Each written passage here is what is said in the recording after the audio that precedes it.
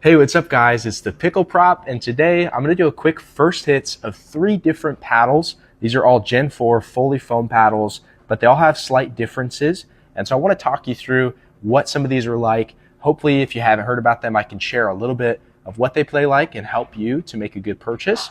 So starting with the Strikel, this is a company, I've gotten to test a lot of their gear. They even have a portable pickleball net that I love, and they are what I would call kind of like an Alibaba on steroids. So they offer crazy low prices for essentially some of the same tech as some of the best companies out there. I don't really know their origin story, but they're making really good paddles, very underrated at very low prices.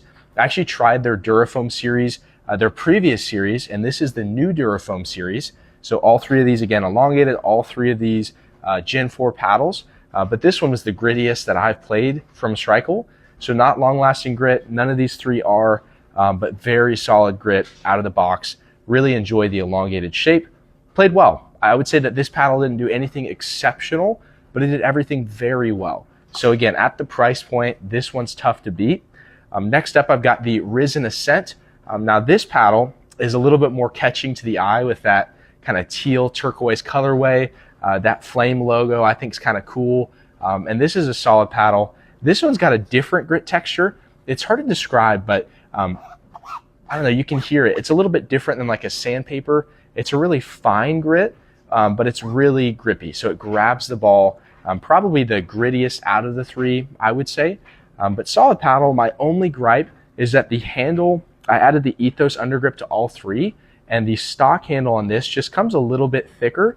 So when I add that Ethos Pro undergrip, it just makes it pretty boxy. So not my favorite handle, but again, very solid paddle, solid price point, and I just love it because it's a small company trying to make waves, and they came out with something really good. And last but not least, probably my favorite paddle of the 3 right now is the Grit. And so this one is marketed as a Gen 4 that plays like Gen 3. And I will say that out of the 3, this was my favorite paddle, but it did play the most familiar.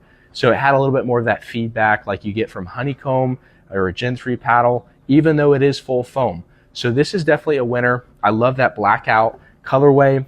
They have another colorway that's really cool too, but solid paddle. Again, very gritty. I believe their previous paddle was actually too gritty, and so they had to launch this one because the previous wasn't legal. So again, all 3 winners. I hope you'll check them out from these great companies.